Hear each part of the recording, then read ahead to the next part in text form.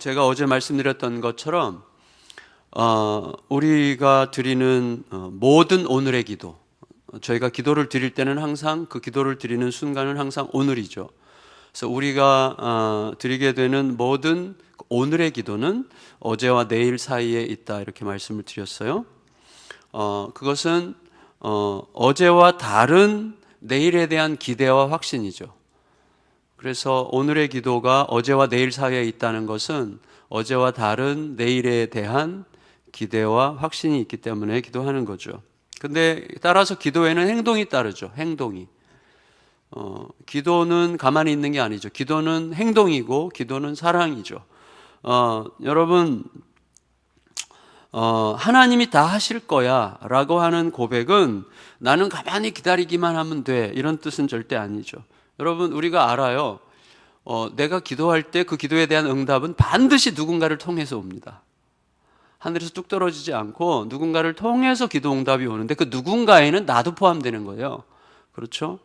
그러니까 나의 결단, 변화, 행동이 포함되어 있어요. 기도에. 내가 그렇게 하는 게 아니라 그 힘을 주시고 하나님을 발견하면 거기서부터 일어날 힘을 얻게 되죠. 그래서 오늘 그것을 너무나 잘 보여주는 것 같아요, 다윗이.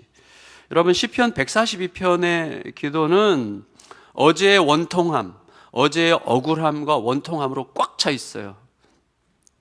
지금까지 있어요. 그 원통함과 억울함이 지금도 나를 짓누르고 있는데 그것에 대한 호소와 그 원통함이 극복될 내일을 위한, 내일을 향한 청원 사이에 있고 그에 대한 결단이 포함되어 있습니다. 먼저 1절, 2절 읽겠습니다. 1절, 2절 시작. 내가 소리내어 여호와께 부르짖으며 소리내어 여호와께 간구하는도다. 내가 내 원통함을 그의 앞에 토로하며 내 우환을 그의 앞에 진술하는도다. 여러분, 시인은요 너무 억울하고 원통해가지고 힘들어서 그냥 기도할 수가 없었어요. 소리를 크게 내서 부르짖어서 기도해야만 했어요. 이 사람에게 부르짖어 기도하는 습관이 있었던 건 아닐 거예요. 매사에 늘 억울해하고 원통해하면서 부르짖는 게 습관이었다면 굳이 이렇게 부르짖는 시를 남길 필요가 없겠죠. 견딜 만큼 견뎠는데 지금은 이 억울함과 원통함이 끌어올라가지고 시인을 막 삼키려고 하고 있어요. 여러분, 언제부턴가 사람들은 이 시가 다윗이 사울 왕의 집요한 살해 위협, 다윗을 죽이려고 그렇게 기를 썼는데 그 살해 위협 때문에 굴 속에 피신해 있을 때 지은 시라고 생각을 해서 제목을 그렇게 붙였어요. 그래서 오늘 제목에 보면 다윗이 굴에 있을 때에 지은 기도, 이렇게 되어 있죠. 이거는요 모든 신앙의 후배들이 억울함과 원통함이라는 주제를 가지고 생각하고 묵상하도록 하기 위한 아주 적절한 결정이었다고 생각할 수 있어요. 물론 이 시가 그때의 그 시절 다윗이 굴속에서 쓴 바로 그 시라고 100% 확신하기는 어려울 거예요. 제목이라고 하는 것은요 본문에 대한 후세대 해석 같은 거죠. 달라질 수도 있어요. 하지만 생각해 보면 우리 중에 그 누구라도 과거에 굴 속에 억울하게 피신해 있는 다윗의 마음을 충분히 헤아릴 만한 상황에 처한 적이 있어요. 우리 과거 어느 때에 너무 억울해서. 지금 그럴 수도 있죠. 그리고 앞으로도 굴 속에 있는 다윗 입장에 서게 될 가능성은 열려 있어요. 동시에 견딜 수 없는 억울함으로 몸소리쳤던 기억이 여전히 생생한 분들도 있을 수 있어요. 따라서 우리 중 누구라도 오늘 본문의 다윗이 될 수 있다는 면에서 다윗 이야기라고 전제하고 시를 묵상해도 아무 상관이 없는 거죠. 여러분, 다윗의 가슴을 가득 채우고 있던 원통함과 억울함으로부터 이게 원통하고 억울함 뭐가 터져 나오잖아요. 뭐가 이렇게 터져 나올 수 있을 것 같은 말들은 어떤 거였을까요? 대체 내가 뭘 잘못했단 말인가? 내가 도대체 뭘 잘못한 거야? 보상과 칭찬은 못 해줄 망정 이게 뭐야? 아무리 권력에 눈이 멀었어도 자기 사위한테 이럴 수 있어. 만일에 여러분 다윗에게 죄가 있었다면 어떤 죄겠어요? 그 죄 목록, 패망 위기에 처한 국가를 목숨 걸고 구한 죄, 뭐 이런 거죠. 백성들의 사기를 드높이고 백성들로 하여금 살만한 세상이라고 느끼게 한 죄, 백성들이 믿고 따를 만한 사람이 있다는 것을 알게 한 죄, 왕이 시키는 불가능한 미션, 블레셋 사람 100명을 죽여가지고 할례를 행하고 그 할례를 행한 증거를 가져오라고 하는 그 불가능한 미션을 수행한 완벽하게 수행해낸 대가로 왕의 사위가 된 죄. 왕의 아들 요나단의 사랑을 독차지한 죄. 이런 거예요. 그러니까 여러분, 내가 100만 원어치 일했는데 80만 원밖에 못 받았어. 이거 어떻게 된 거야 도대체? 다른 건 다 좋은데 난 너무 늦게 퇴근하는 거 진짜 못 견디겠어. 이런 종류의 문제가 아니에요. 너무 착해서, 너무 충성스러워서, 너무 국가에 유익해서, 백성들에게 너무 희망을 많이 줘서, 너무 유능하고 너무 뛰어나서 너 죽어야 돼. 이거예요. 그러니 이 다윗의 마음을 헤아리기가 참 쉽지 않은 거예요. 그러니까 얼마나 이게 이해가 안 가는 원통함과 고통이 그 얘기는 거예요. 자기 잘못과 관련된 게 없이 도망 다녀야 되는 거예요. 여러분, 다윗은 이 원통함과 자기가 겪는 우환을 허공에 쏟아내지 않고 하나님께 토해냈어요. 왜 하나님께 토해내죠? 하나님께서 들으신다는 것을 알았거나 알고 싶었기 때문이죠. 믿고 싶었기 때문이죠. 하나님께서 들으실 뿐만 아니라 말씀해 주실 거라고 신뢰했기 때문이죠. 말씀하실 뿐만 아니라 개입하셔서 구체적으로 근본적으로 정돈해 주실 거라고 믿었기 때문이죠. 여러분, 믿지 못하면 구체적으로 기도할 수 없다는 말이 있어요. 믿지 못하면 구체적으로 기도할 수 없어요. 맞는 말이죠. 믿지 못하면 구체적으로 알아내는 게 피곤할 뿐이에요. 믿지 못하는데 내가 상대방을 믿지 못하면 시시콜콜 죄송해요. 시시콜콜 얘기하고 싶지 않고 피곤한 거예요. 상대방을 믿을 때 자세한 구체적인 얘기가 나오는 거죠. 제가요, 며칠 전에 라디오에서 DJ가 그러더라고요. 신년에 동해 앞바다 가서 기도할 거래요. 근데 자기는 기도할 때 간단하대요. 그래서 이렇게 알 수 없는 대상한테 기도하는 거잖아요. 누군지 알겠어요? 그래서 이렇게 기도한대요, 자기는. 5종 세트 A. 그거 들어주세요. 이렇게 얘기한대요. 자기에게 5종 세트 A랑 B가 있다는 거예요. 5종 세트 A는 건강, 자녀, 진로, 승진, 행복. 자, 이 5종 세트. 5종 세트 A도 있고 B도 있어요. 건강, 자녀 말고 또 다른 것도 들어갈 수도 있죠. 5종 세트 A, 5종 세트 B. 이렇게 얘기한다는 거죠. 여러분, 결론적으로 말하면 뭐예요? 안 믿는다는 거죠. 그건 안 믿는 거예요. 그런 기도는 자기가 누구에게 구하는지, 뭘 구하는지 모르는 거죠. 그냥 자기 만족일 뿐이죠. 거기에 자기 신념 외에는 어떤 종류의 믿음도 작동하지 않는 거예요. 구체적이죠. 여러분, 다윗은 그렇지 않았어요. 아마도 굉장히 구체적으로 토해냈을 거예요. 일일이 적지는 않았지만 그의 구체적인 상황을 예측할 수 있는 몇 가지 흔적들이 있어요. 여러분, 3절 하반절에 보면 내가 가는 길에, 거기 읽겠습니다. 시작. 내가 가는 길에 그들이 나를 잡으려고 올무를 숨겼나이다. 자, 이거를 마음에 잘 담아두세요. 이게 중요한 것 같아요. 여러분, 자, 내 사방에 올무가 있어요. 우리로 치면 사방에 지뢰밭이야. 사방이 지뢰밭이요. 자, 이걸 여러분 마음에 담아두세요. 이게 굉장히 중요해요. 사방이 지뢰밭이기 때문에 언제 어디서 터질지 몰라요.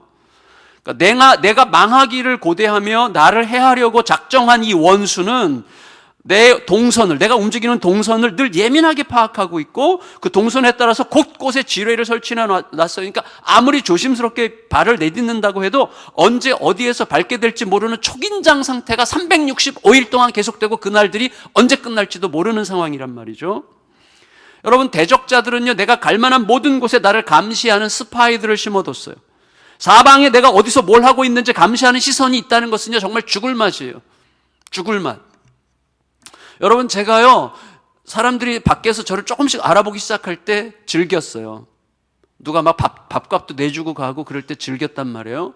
지금은 굉장히 죄송해요. 제가 뭐 별것도 아니지만 약간 피곤기가 있어요. 진짜 약간 피곤해요. 누가 그래서 이게 참 되게 누가 해서 와서 목사님 저 뭐 봤어요? 뭐 이렇게 얘기하면요, 굉장히 요새는 약간 좀 이렇게 피하고 싶은 마음이 살짝 있더라고요. 저 같은 사람도 그런데 여러분, 전혀 반대의 의미에서 나를 어떻게든지 넘어뜨리려고 하는 감시자들이 사방에 깔려있는 상태를 느끼면서 긴장 상태에서 365일 수년간 언제 끝날지도 모르는 세월들을 보내야 된다고 하는 것은 이거 엄청난 고통이죠. 말도 안 되는 거죠.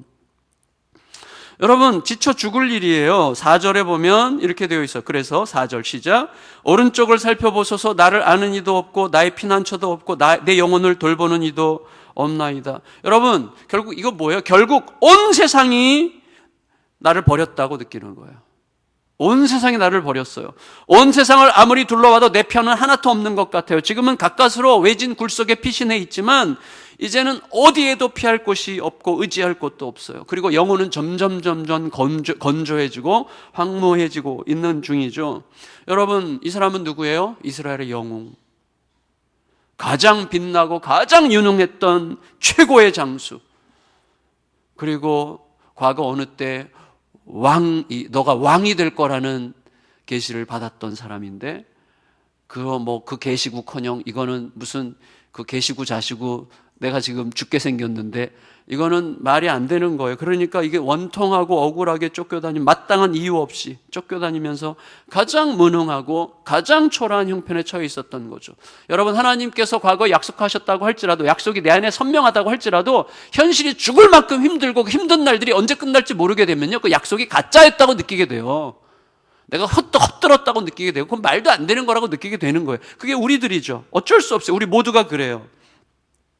여러분, 내 존재가 극도로 초라해지고 사방에 아무도 나를 돕는 이 없고 나를 찾는 사람도 없고 내가 찾아갈 사람도 없는 처절하게 외로운 상황이 되었을 때요, 혼자 즐길 수 있겠어요? 혼자구나, 즐겨야지. 그거 안 됩니다. 여러분, 혼자 즐길 수 있다는 건 뭐예요? 언제든지 만나고 싶은 사람을 만날 수 있고 찾아오려는 사람에게 나중에 보자고 말할 수 있는 상황에서만 혼자를 즐길 수 있는 거지, 아무도 찾아오는 사 없고 나를 모두가 외면할 때 혼자 있는 걸 즐긴다는 건 불가능해요. 그거는 세상을 떠나는 길밖에 없는 거죠. 그 생각밖에 안 드는 거예요.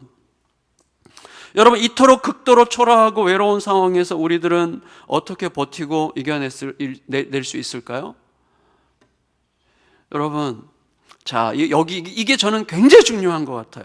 자, 무엇보다도 어디에도 길이 보이지 않고 다만 막막할 뿐이지만 나도 모르는 내 길을 알고 계시는 하나님이 계시다는 사실을 내 영혼에게 선언하는 거예요. 자, 이 선언할 수 있어요. 왜 선언할 수 있는가 하면, 여러분 3절을 다시 읽겠어요. 3절 시작. 내 영이 내 속에서 상할 때에도 주께서 내 길을 아셨나이다. 내가 가는 길에 그들이 나를 잡으려고 올무를 숨겼나이다. 자, 이게 무슨 말이죠? 자, 보세요. 내 사방에 지뢰가 깔려 있어요. 적들은 내 길을 알아요. 내 동선을. 그리고 다 사방에 지뢰를 깔아놨어요. 하나님께서 내 길을 아신다는 걸 어떻게 알 수 있어요? 내가 지금 살아있잖아요. 내가 살아있잖아요. 살아서 여기 있잖아요. 하나님께서 내 길을 아심으로 나를 지켜 여기까지 오게 하셨다는 뜻이잖아요. 너무너무 중요해요. 그게 너무너무 중요해요. 여러분, 내가 지금 이 다윗이 그렇게 저는 느끼고 있는 것 같아요. 내가 지금까지 살아서 이 시를 쓸 수 있는 이유는 사방에 널려있는 지뢰를 하나님이 이미 아시고 나를 안전한 길로 인도하셨기 때문이라고 하는 사실을 상기하는 거예요. 여러분, 따라서 시인은 그 극도로 힘든 상황에서 자기가 지금 여기 살아있는 이유, 그 혹독한 상황에서 살아있게 된 원인이 오직 하나님께 있다고 하는 사실로부터 시작하려는 거예요. 그래서 내가 오늘 여기 살아있다고 하는 것은요, 하나님의 이야기여야 돼요. 왜냐하면 우리는 살아있을 수 없는 너무나 많은 가능성을 피해서 여기까지 왔거든요. 그러니까 내가 여기 있다는 것은 하나님께서 나와 함께 하셨다는 증거란 말이죠. 거기서부터 시작하는 거예요, 다윗은. 거기서부터. 여러분, 우리 중 누구도 바로 그 자리에서 시작할 수 없는 사람은 아무도 없어요. 여기 있잖아요. 지금 바로 그 자리에서부터 결코 헛되지 않을 가장 아름다운 것으로 드러날 뜻을 가지시고 나를 이끄시고 계시는 하나님께서 그 뜻을 반드시 이루실 거라고 하는 생각에 내가 닿게 되는 거예요. 그래, 내가 지금 이렇게 살아있잖아, 멀쩡하게. 죽을 것 같은 상황이 그렇게 많았는데도 살아있잖아. 그거 하나님께서 인도하신 건데, 제가 자주 말씀드리는 거죠. 인도하신 하나님은 인도하실 하나님입니다. 그 하나님이 그 하나님이에요. 더 신실하게 인도하시겠죠. 더 못 보던 것을 보게 하시겠죠. 그렇게 되면 어떻게 돼요? 사방 어디에서도 보이지 않던 피난처가 보이기 시작해요. 피난처가.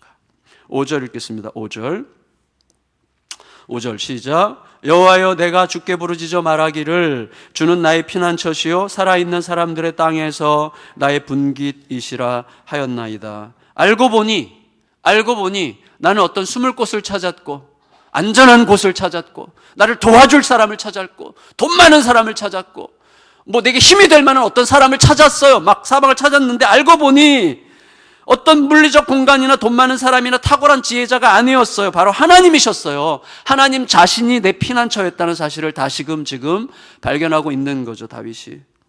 하나님과 함께라면 지금 내가 웅크리고 숨어있는 이 굴 속조차 피난처가 될 수 있는 거죠.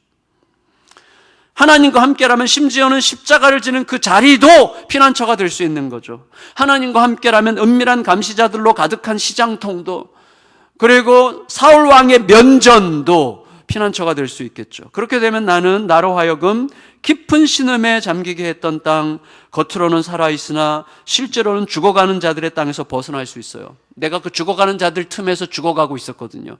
근데 이제 살아나는 거예요. 여러분, 십자가가 피난처가 될 수 있을까요?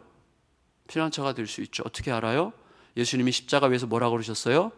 내 영혼을 맡기나이다. 여러분, 내 영혼을 맡기는 곳이 피난처 아니에요? 예수님은 그걸 우리에게 가르쳐 주시고 그 길을 먼저 가셨고 우리도 갈 수 있다고 말씀하신 거예요. 여러분, 5절을 다시 읽겠습니다. 5절 시작. 여호와여, 내가 주께 부르짖어 말하기를 주는 나의 피난처시요, 뭐라고요? 살아있는 사람들의 땅에서 나의 분깃이시라 하였나이다. 여러분, 내가 그동안 극도의 억울함과 원통함에 사로잡혀 있을 때는 나도 죽어가는 자들의 땅에 있었던 거예요. 함께 죽어가고 있었던 거예요. 나를 스스로 가두고 이 분노와 원통함과 억울함에 가두고 그 안에서 죽어가는 거죠. 세상은 그렇게 돌아가요. 죽어가는 땅이죠. 그러나 거기서 하나님을 피난처로 발견한 자들은 그곳도 하나님의 피난처가 될 수 있음을 알고 그것을 아는 자들과 함께 살아있는 자들의 땅으로 들어가게 되는 거죠. 잘 먹고 잘 사는 것처럼 보여도 분노와 원망 가운데 생명 없이 사는 자들의 무리에서 빠져나와야 돼요. 빠져나오게 되죠. 그리고 상황이 어떨지라도 오직 하나님 때문에 어디에서나 생명력 가득한 기쁨을 누릴 수 있는 살아있는 자들의 공동체에 속하는 기쁨을 누리게 되는 것입니다. 그때 어떻게 돼요? 그때 나는 내 자리로 돌아와요. 여러분, 원통함과 억울에 삼켜지면 내 자리를 못 찾아서 막 방황하는 거, 내 영혼이. 근데 그때 내 자리로 돌아와요. 그래서 내가 누군지를 있는 모습 그대로 인정하게 돼요. 6절 읽겠습니다. 6절 시작. 나의 부르짖음을 들으소서. 나는 심히 비천하나이다. 나를 핍박하는 자들에게서 나를 건지소서. 그들은 나보다 강하니이다. 여러분, 제가 정말 힘든 이유는 뭐냐면 내가 그럴 리 없었어. 혹은 나는 그런 대접을 받을 만큼 살지 않았어.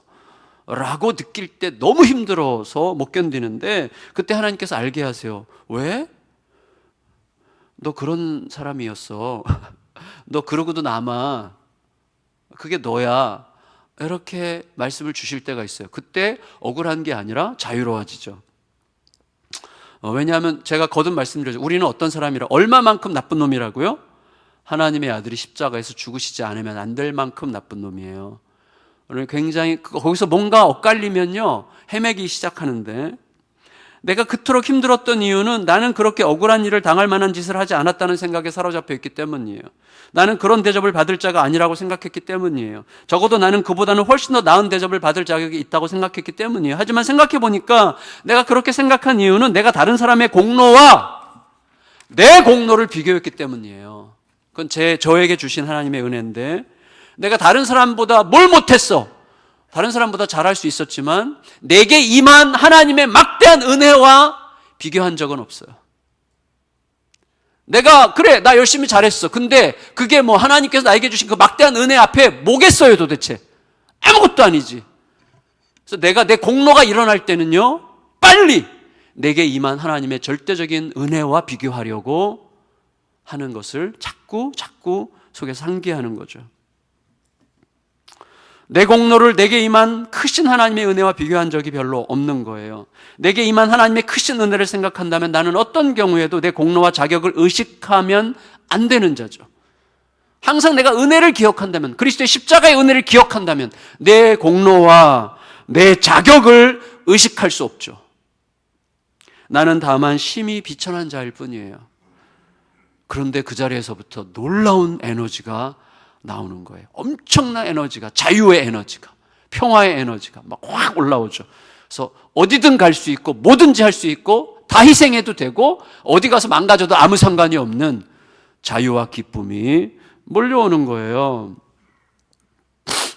동시에 나는 나를 핍박하는 자들보다 내가 나은 자인가?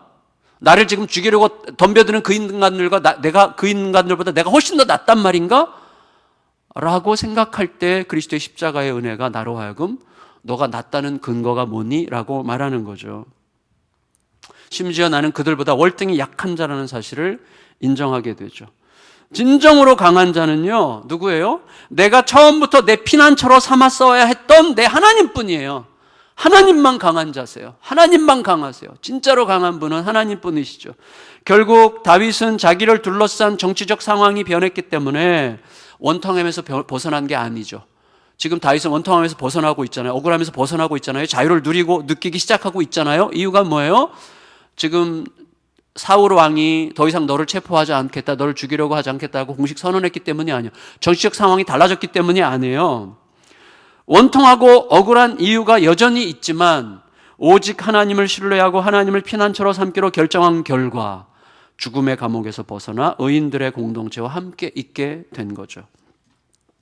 6절 7절을 다시 한번 읽겠습니다. 6절 7절 시작. 나의 부르짖음을 들으소서. 나는 심히 비천하니이다. 나를 핍박하는 자들에게서 나를 건지소서. 그들은 나보다 강하니이다. 내 영혼을 옥에서 이끌어내사 주의 이름을 감사하게 하소서. 주께서 나에게 갚아주시리니 의인들이 나를 두루리이다. 의인들의 공동체에 다시 속하게 되는 평화가 있게 되겠죠. 여러분, 말씀 마칠게요. 억울함과 원통함이 가득한 상황 한가운데 들어가면 이거는 이렇게 말할 수 있는 상황이 못 되죠. 그 한가운데서 그냥 죽음의 냄새만 나는 거예요. 그 한가운데서 하나님을 절대적으로 신뢰하기로 한 다윗 안에서 우리는 자연스럽게 예수님을 느끼게 되죠. 예수님을. 이스라엘의 영웅, 이스라엘의 희망이었던 자가 전혀 자기 잘못이 아닌 문제로 처절한 도망자로 굴 속에 갇혀 있습니다. 세상 모든 자들로부터 버림받은 외로움이 그를 완벽하게 가두고 있습니다. 하지만 그 절대적 절망에서도 그는 하나님의 오르심을 인정하고 하나님을 신뢰하고 자기 영혼을 하나님께 맡기기로 선언합니다. 여러분, 이 땅에 존재했던 사람들 중에 가장 원통하고 억울했어야 마땅했던 예수님 은 창조주요 만왕의 왕이셨습니다. 그는 전혀 자기 것이 아닌 무지막지한 온 땅의 죄를 한 몸에 짊어지시고 십자가에 적나라하게 못 박혀 땅에 묻히셨죠. 세상 모든 자들로부터 철저하게 외면을 당하셨습니다. 하지만 끝내 자기를 버리시는 하나님을 끝까지 신뢰하며 자기 영혼을 하나님께 맡기셨어요. 그리고 부활의 영광을 통해서 우리에게 그 길이 진짜임을 가르쳐 주셨죠. 그 길로 가면 부활의 기쁨을 알게 되리라 말씀하신 거예요.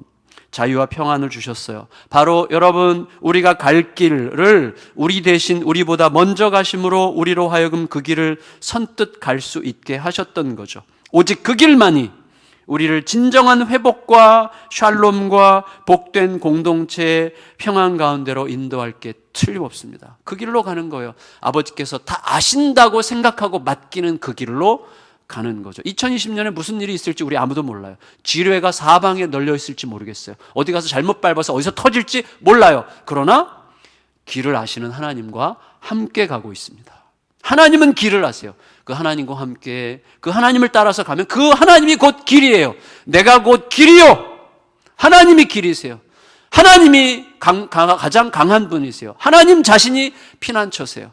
어디 다른 데서 찾지 말고 사람에게 기대지 말고 환경에 기대지 말고 하나님을 피난처로 삼고 하나님이 길이 되심을 알고 하나님과 함께 동행함으로 그 길을 같이 가는 은혜가 임하시기를 예수님의 이름으로 축원합니다. 옆 사람에게 그 길을 같이 갑시다. 우리 같이 찬양, 주님을 보게 하소서 찬양하겠습니다.